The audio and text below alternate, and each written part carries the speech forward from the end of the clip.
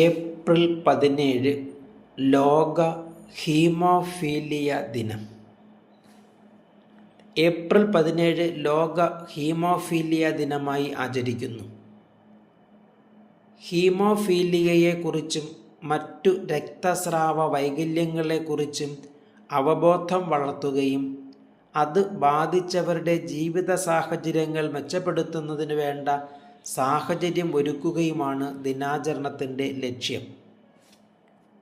രക്തം കട്ടപിടിക്കാൻ സഹായിക്കുന്ന ഘടകങ്ങളുടെ അഭാവം മൂലം ഉണ്ടാകുന്ന ഒരു രോഗാവസ്ഥയാണ് ഹീമോഫീലിയ. ഈ രോഗമുള്ളവർക്ക് ചെറിയ മുറിവോ ചതവോ ഉണ്ടായാൽ പോലും രക്തം നിലയ്ക്കാൻ ഏറെ സമയമെടുക്കും. ഇത്തരം ആളുകൾക്ക് ആവശ്യമായ പരിചരണവും മറ്റും നൽകുന്നതിനും അവരുടെ ജീവിത സാഹചര്യങ്ങൾ മെച്ചപ്പെടുത്തുന്നതിനും വേണ്ടി ഇത്തരമൊരു അവസ്ഥയ്ക്ക് വിധേയൻ കൂടിയായിരുന്ന Frank Schnabel 1969 world federation of haemophilia എന്ന സംഘടന രൂപീകരിച്ചു. 100-ലധികം രാജ്യങ്ങളിൽ പ്രവർത്തന മേഖലകൾ ഉള്ള ഈ സംഘടനയുടെ ആഭിമുഖ്യത്തിൽ 1989 മുതൽ ഫ്രാങ്ക് ഷ്നാബലിൻ്റെ ജന്മദിനമായ ഏപ്രിൽ 17 ലോക ഹീമോഫീലിയ ദിനമായി ആചരിക്കുന്നു.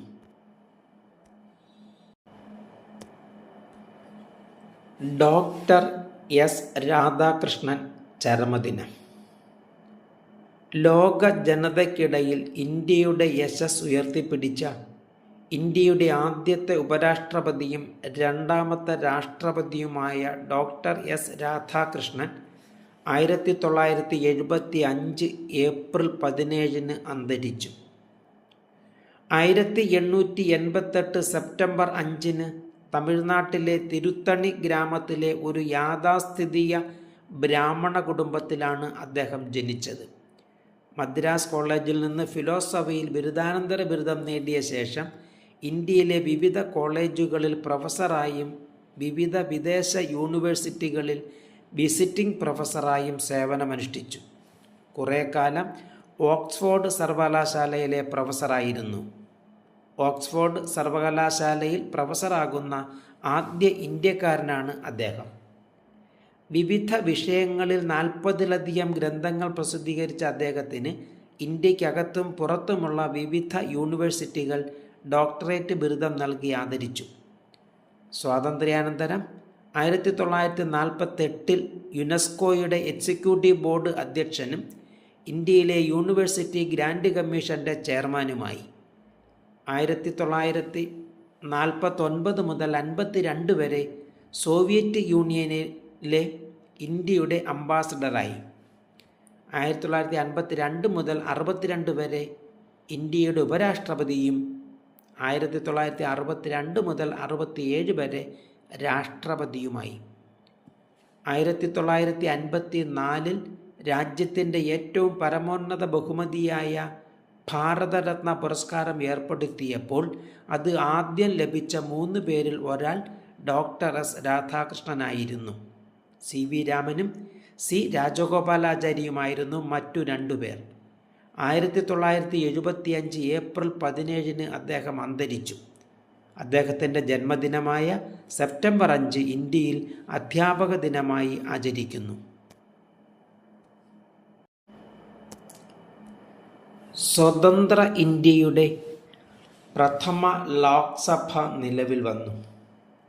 1951 ഒക്ടോബർ മുതൽ 1952 ഫെബ്രുവരി വരെ നടന്ന ഇന്ത്യയിലെ ആദ്യത്തെ ലോക്സഭാ തെരഞ്ഞെടുപ്പിനു ശേഷം 1952 ഏപ്രിൽ 17 ഒന്നാം ലോക്സഭ രൂപീകരണം നടക്കുന്നത്.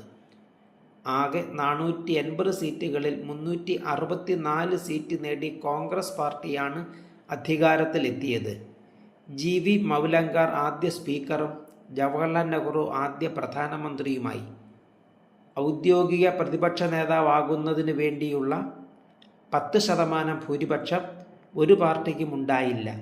ഏറ്റവും വലിയ രണ്ടാം കക്ഷിയായ ഇന്ത്യൻ കമ്മ്യൂണിസ്റ്റ് പാർട്ടിയുടെ നേതാവ് AKജിക്കായിരുന്നു പ്രതിപക്ഷ നേതാവിൻ്റെ ചുമതല.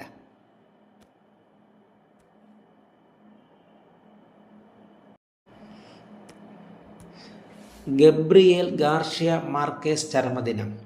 ലോകപ്രശസ്ത കൊളംബിയൻ എഴുത്തുകാരനും പത്രപ്രവർത്തകനും രാഷ്ട്രീയ പ്രവർത്തകനും നോബൽ സമ്മാന ജേതാവുമായ ഗബ്രിയേൽ ഗാർഷ്യ മാർക്കേസ് 2014 ഏപ്രിൽ 17 അന്തരിച്ചു. 1927 മാർച്ച് 6 കൊളംബിയയിൽ ജനിച്ച അദ്ദേഹം ജീവിച്ചത് കൂടുതലും മെക്സിക്കോയിലും യൂറോപ്പിലുമായിരുന്നു. കോളറ കാലത്തെ പ്രണയം, ഏകാന്തതയുടെ 100 വർഷങ്ങൾ തുടങ്ങിയ നോവലുകൾ അദ്ദേഹത്തെ ലോകമെങ്ങുമുള്ള വായനക്കാരുടെ പ്രിയപ്പെട്ട നോവലിസ്റ്റാക്കി മാറ്റി. 1967 സ്പാനിഷ് ഭാഷയിൽ എഴുതിയ ഏകാന്തതയുടെ 100 വർഷങ്ങൾ എന്ന നോവൽ ലോകത്ത് ഏറ്റവും കൂടുതൽ വിറ്റഴിഞ്ഞ നോവലുകളിൽ ഒന്നായി. 1982 സാഹിത്യത്തിനുള്ള നോബൽ പുരസ്കാരം മാർക്കേസിന് നേടിക്കൊടുക്കുന്നതിലും അത് നിർണായകമായി. മാജിക്കൽ റിയലിസം എന്ന സാഹിത്യ രീതിയിൽ പിറവിയെടുത്ത ഈ നോവൽ മാർക്കേസിനെ ലോകത്തിലെ മുൻനിര സാഹിത്യകാരൻ ആക്കുന്നതിൽ മുഖ്യ പങ്ക് വഹിച്ചു.